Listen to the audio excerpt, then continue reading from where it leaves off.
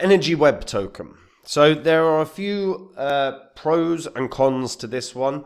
I like the idea behind this. I'm hesitant to believe that we're going to see this get adopted too much yet, though.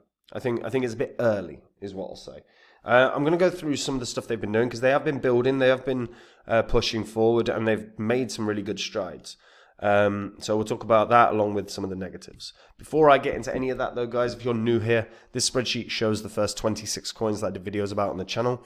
In the videos, I showed myself buying up all of these coins. These were cryptos I thought would do really well and make a lot of money. And you can see what they were all worth when I recorded my videos. You can see the highs all these coins hit around about 16 months on. These are what your profits would have been if you'd have put $100 into those coins when I released the videos. 100 into each in that time would have made you over 123 grand. Now the thing is you don't have 15, 16 months to get your portfolio sorted. We're in a bull cycle right now. If you're not happy with your portfolio or you don't have one, have a look at copymycrypto.com. That is the site I run where I share my entire portfolio with my members. So when I'm looking to buy or sell a crypto, I will tell my members the crypto that I'm going to buy or sell and the price that I'm going to do it at. This means my members can copy along exactly, so they make the exact same profit as me. If you go onto my site, you will be able to see all our past successes. There's public records on the history of this channel. You can also see the profits my members have made. Again, public record. And if you read through, you like what you see, and you want to learn more, maybe more about the coins that I'm in, the ones that I think can do the 20, the 40, the 100x. All you've got to do to find out about those coins is join up on the site, guys. So let's have a look at Energy Web Token. Right, let's start with just the basics of what it is. It is the token behind the Energy Web Chain. This is a blockchain-based virtual machine designed to support and further application development for the energy sector. Now, the energy sector is going to go through changes over the next 4 or 5 years. That's for sure. There's been a massive, massive push on renewable energies in certain countries, and we're going to see that narrative continue time and time again. Of course, you know, that might disappear a tad with Trump's administration in office, but you're talking about a big task here in terms of trying to change the landscape of the energy sector, which is, you know, one of the most powerful sectors in the world. So it's aspirational, but it's a very tough ask to try and onboard big companies that are interested in doing this. I think they're pretty slow to move on a lot of new ideas. The founders of Energy Web, now it's a joint project between the Rocky Mountain Institute and Grid Singularity. These are two massive names. Rocky Mountain Institute is probably one of the biggest names in terms of research and development in the energy sector. Grid Singularity is a blockchain expertise. So as a combined sort of project, it's a very, very good team behind it. The question is do the Rocky Mountain Institute, can they influence big companies to be interested in participation? That's the challenge. So decentralized computation powering the energy transition. So their goal really here is to try and onboard companies that are interested. So if we have a look at their members, if it will actually work.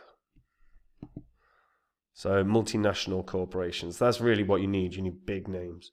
So as of right now, you've got PayPal, Deloitte, Shell. So you've got some, I mean, to be fair, you've got some good names here.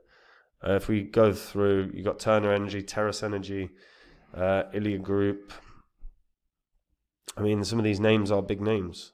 So that's a real big plus. Google, National Electric Utility of Uruguay. Okay, google.org. It's not the same as google.com, guys. Okay, so I mean, yeah, we're talking big names. every time they land a big name is going to be important. All services online. They had a little bit of downtime on GP4 BTC. That's for Bitcoin miners. But they've actually been building pretty well, right? They've been developing, and they've added in a new goal, which is Energy Web Circles. This is their way of working with the industry leaders. So it's a new model for collaboration, and it's designed to cut through to traditional silos by focusing on key issues in the energy sector. So the first is universal energy ID. That sets the stage for a more secure and interoperable energy ecosystem. They're going to have, with that, universal energy ID wallet, verifiable credentials, interoperability layer, and trust and governance framework.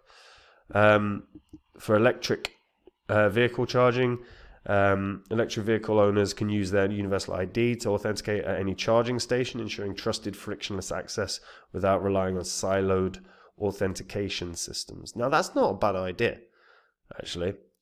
You can sort it for distributed energy resources, for energy data sovereignty, for regulatory compliance. So there's a few solid ideas within that, actually. That's not bad. That's not bad at all. And if you're working with names like Shell, you've got potential to do something. The reality is, it's gonna take time.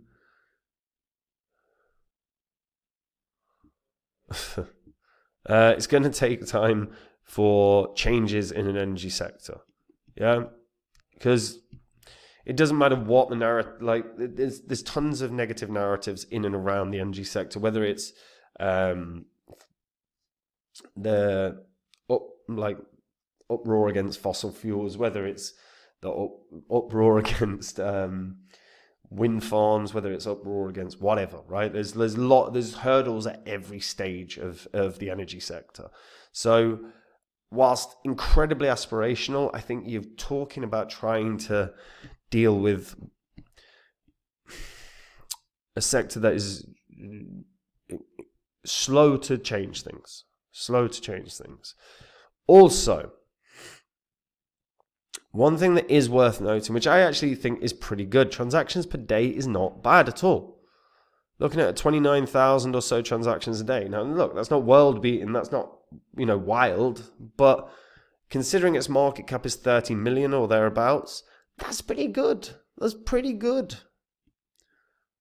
not bad. But let's talk downsides. Volume is terrible. Volume is really bad, right? That's up 119% today as well when I'm recording this video. Volume very rarely getting above 1 million. That's not great. Okay, that runs risk of delisting. So on Crack and KuCoin, MEXC, Gate, Bitmart, isn't on Coinbase, isn't on Binance, unlikely to land on there with that kind of volume.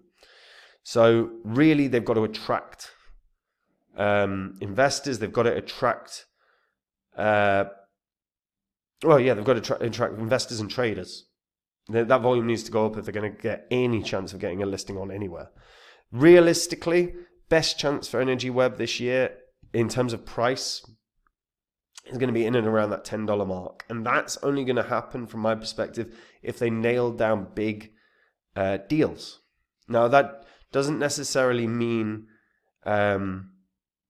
guaranteed working with Deloitte, Shell, or whatever. But even if it's the speculation of massive energy companies coming and working with them, even if it's the speculation of them working with a governmental agency to change the way that energy is, or not necessarily change the way energy is dealt with, but maybe change the way in which the country interacts with the energy. They're the kind of things that can push this on. Without any of that, I think we're just going to see a very flat year for this, where you're looking at in and around $2-3. But if they can nail down a deal, if they can nail down even just, if there's valid speculation about working with the government, valid speculation, not fake news, but real they're in talks with EDF, with government of Australia, government of France, whatever, right? It's certainly not going to be America. But then this can move really well.